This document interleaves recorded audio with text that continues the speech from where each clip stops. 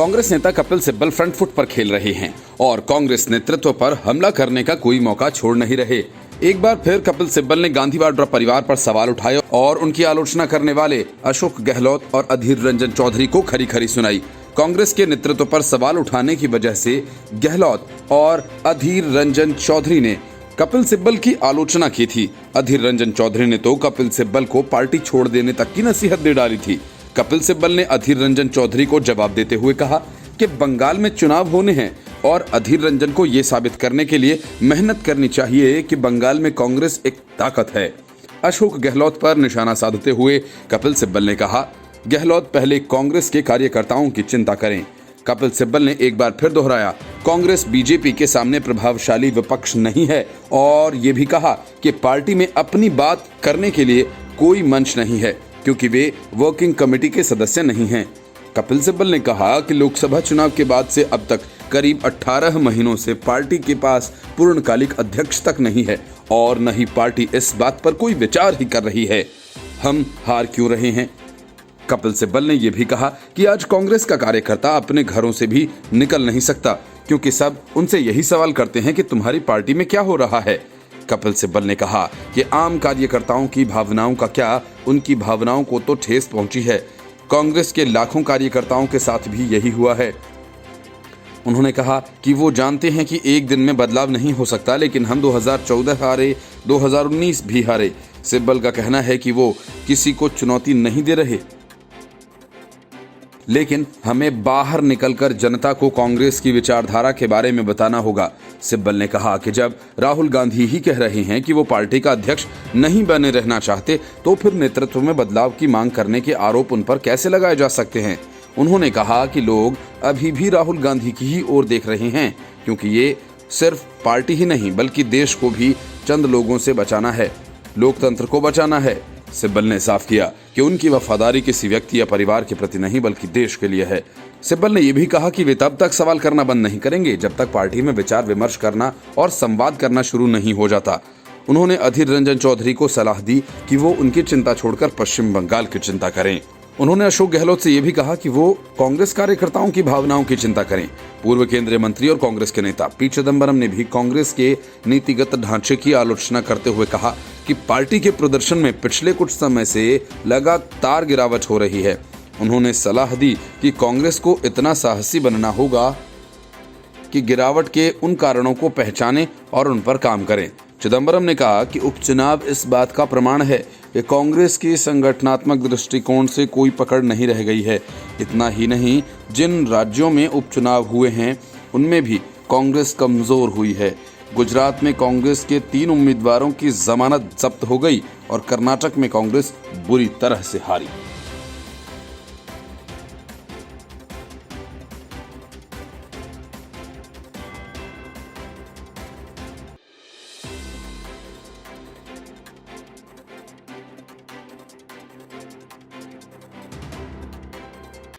दो 2007 में 1 लाख से कंपनी शुरू करने के बाद सोनिया गांधी के दामाद रॉबर्ट वाड्रा आज 15,000 करोड़ के मालिक हैं। उनकी कमाई की स्पीड इतनी तेज है कि बड़े बड़े उद्योगपतियों को भी हैरान करने के लिए काफी है। आखिर रॉबर्ट वाड्रा इतनी दौलत कैसे कमा रहे हैं? ये मामला काफी दिलचस्प है। सेलिब्रिटी नेटवर्थ और अन्य वेबसाइट्स के आंकड़े बताते हैं कि रॉबर्ट ने इतनी दौलत प्रियंका गांधी से शादी करने के बाद हासिल की है। अरबों की कमाई करने के लिए रॉबर्ट वाड्रा ने राजनीतिज्ञ सोनिया गांधी के रुतबे का कहीं न कहीं इस्तेमाल किया। रॉबर्ट वाड्रा और गांधी की शादी 18 फरवरी 1997 में हुई थी। इसके बाद देखते ही देखते रॉबर्ट वाड्रा 12 कंपनीज में बतौर डायरेक्टर, एडिशनल डायरेक्टर या मैनेजिंग डायरेक्टर बन गए। रियल सेक्टर से लेकर फार्मा सेक्टर और हॉस्पिटल्स के क्षेत्र में भी कदम रखा। शुरुआत में उनकी कंपनी के पास आय का एकमात्र वैध स्रोत था DLF द्वारा मिला ब्याज मुक्त कर्ज। उसके बाद उनकी संपत्ति में लगातार बढ़ोतरी होती रही। 2004 में यूपीए की सत्ता में आते ही सस्ते गहनों के एक्सपोर्ट का छोटा बिजनेस करने वाले रॉबर्ट वाड्रा की चांदी हो गई। 2007 में वाड्रा रियल एस्टेट के क्षेत्र में उतरे और स्काईलाइट हॉस्पिटैलिटी प्राइवेट लिमिटेड के नाम से एक कंपनी बनाई। मिनिस्ट्री ऑफ कॉर्पोरेट अफेयर्स के रजिस्ट्रार ऑफ कंपनीज के मुताबिक इस कंपनी को वाड्रा ने $2,000 से भी कम यानी करीब 1 लाख रुपए की रकम से शुरू किया था। वाड्रा ने 2008 में गुड़गांव में एक कंपनी के लिए 7.5 करोड़ रुपए में 3.5 एकड़ जमीन खरीदी जिसके 18 दिन बाद ही राज्य सरकार ने जमीन का लैंड यूज बदल दिया और फिर इसी जमीन को 58 करोड़ में डीएलएफ ने खरीदा। डीएलएफ के साथ स्काईलाइट कंपनी ने दिल्ली, हरियाणा, राजस्थान में भी कई डील्स की। 2009-2012 में स्काईलाइट ने राजस्थान में 2000 एकड़ जमीनें खरीदी और कई गुना ज्यादा दाम में बेच दी। अप्रैल 2014 में अमेरिकी अखबार द वॉल स्ट्रीट जर्नल ने एक रिपोर्ट प्रकाशित की जिसमें प्रॉपर्टीज के जानकारों से बातचीत, वाड्रा की कंपनी की फाइलिंग और जमीन के दस्तावेजों के आधार पर वाड्रा की संपत्ति का आकलन किया गया था। वेबसाइट में प्रकाशित रिपोर्ट के अनुसार वाड्रा ने 2007 में 1 लाख रुपए से शुरू की कंपनी के सहारे 2012 में $12 मिलियन यानी करीब 72 करोड़ रुपए से ज्यादा की प्रॉपर्टीज बेची। रिपोर्ट में दावा किया गया कि वाड्रा के पास उस समय $42 मिलियन यानी 253 करोड़ रुपए से ज्यादा की रियल एस्टेट प्रॉपर्टी बची हुई थी। रिपोर्ट्स के दावों को माने तो रॉबर्ट वाड्रा ने महज 1 लाख रुपए की लागत से खड़ी की गई कंपनी के सहारे 5 साल के भीतर 325 करोड़ रुपए से अधिक की संपत्ति बनाई। 2007-2014 के बीच केंद्र में मनमोहन सिंह के नेतृत्व में यूपी की सरकार थी। वेबसाइट के मुताबिक वाड्रा के पास रियल एस्टेट कारोबार का कोई खास तजुर्बा तो था नहीं, फिर भी इन 7 सालों में वाड्रा एक आम बिजनेसमैन से रियल एस्टेट का बड़ा नाम बन गए। वेबसाइट की माने तो वाड्रा और गांधी परिवार के लिए महेश नागर नाम का व्यक्ति जमीनों के सौदे करता था। महेश नागर राजस्थान का रहने वाला है और गांधी वाड्रा परिवार से उसके गहरे संबंध हैं।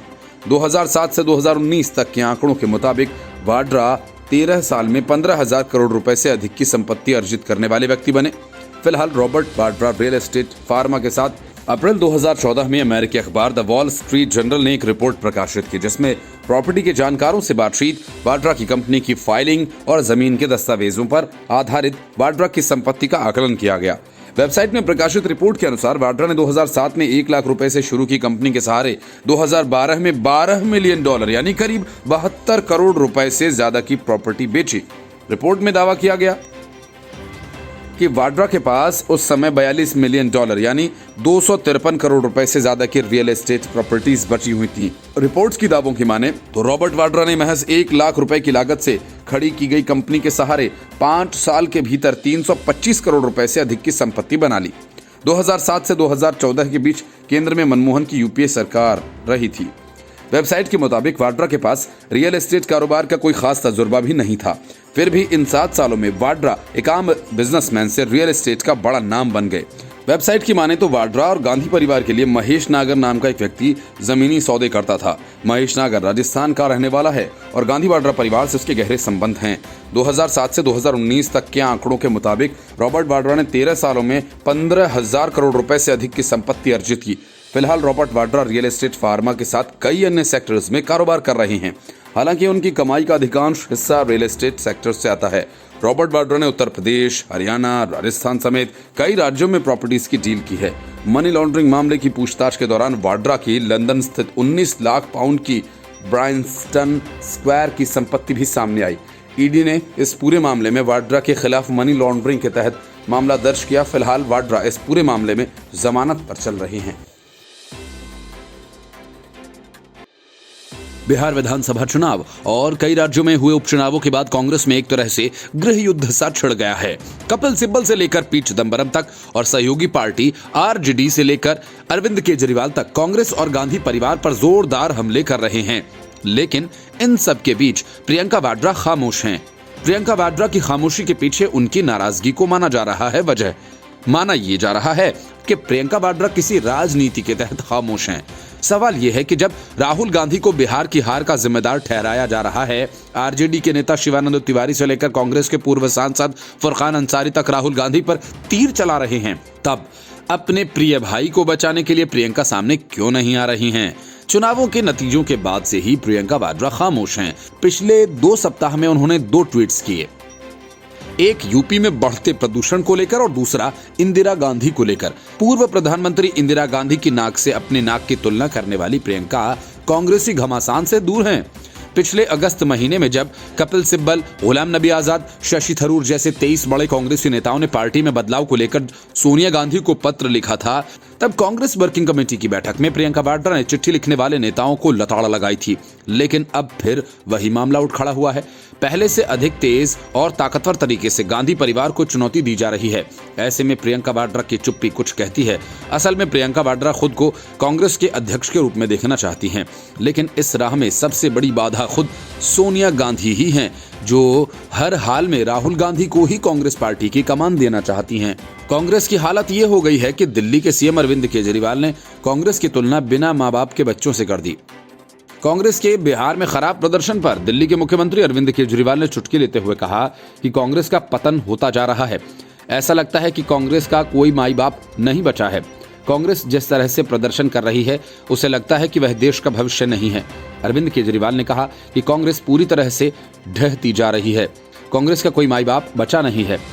राज्य दर राज्य हम देखते हैं कि लोग बीजेपी से परेशान होकर कांग्रेस को वोट दे देते हैं और फिर कांग्रेस बीजेपी की ही सरकार बनवा देती है। कांग्रेस के सारे विधायक बीजेपी में शामिल हो जाते हैं। ऐसे में चुनाव तो बेमानी हो गए हैं। आप वोट चाहे कांग्रेस को दो या बीजेपी को, सरकार तो बीजेपी की ही बनती है। केजरीवाल ने कहा, मुझे लगता है कि राष्ट्रीय स्तर पर कांग्रेस के विकल्प के तौर पर कोई होना चाहिए। वो क्षेत्रीय पार्टियों के रूप में उभरेंगी या कुछ और होगा, लेकिन कांग्रेस का अब कोई भविष्य है नहीं।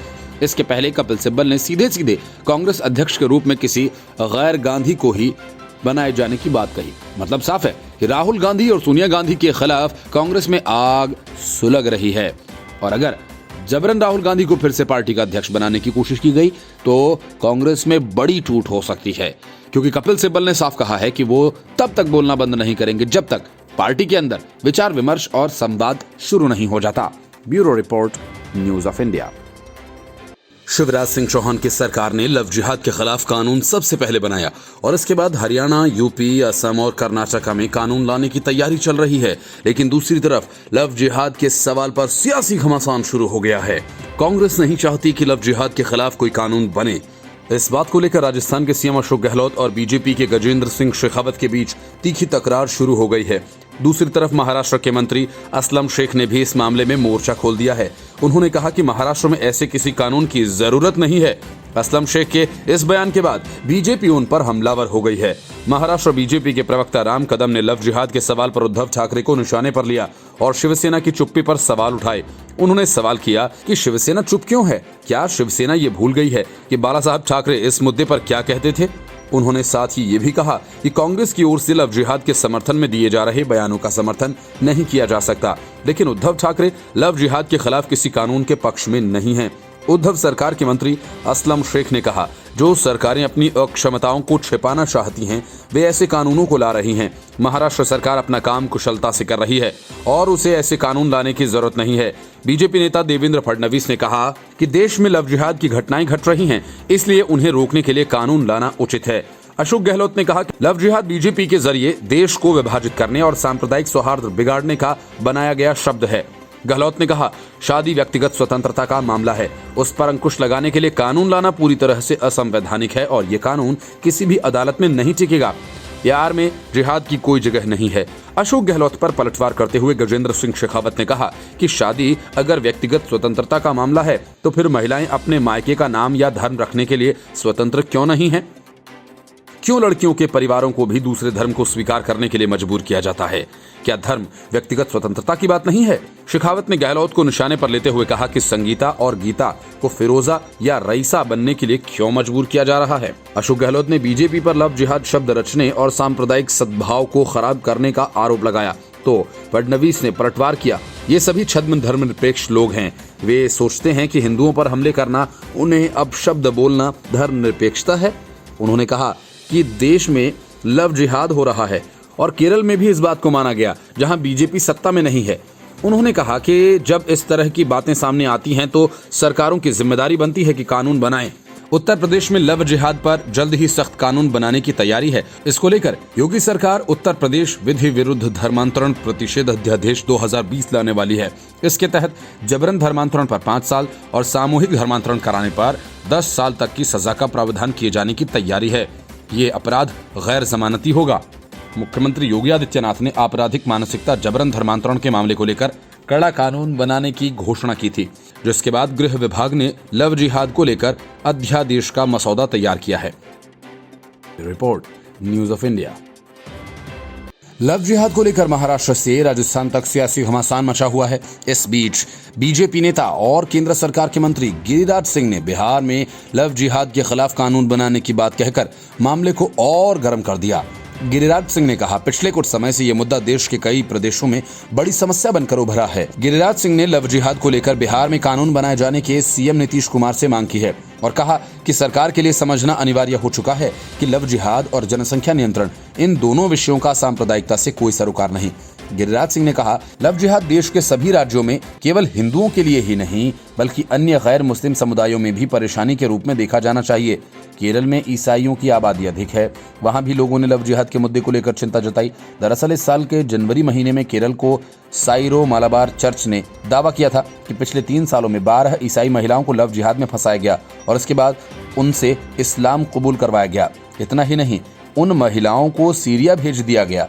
चर्च ने इस पूरे घटनाक्रम को इस्लामिक स्टेट का बड़ा षड्यंत्र बताया था, जिसके तहत वह केरल का धार्मिक और सामाजिक सौहार्द बिगाड़ना चाह रहे थे।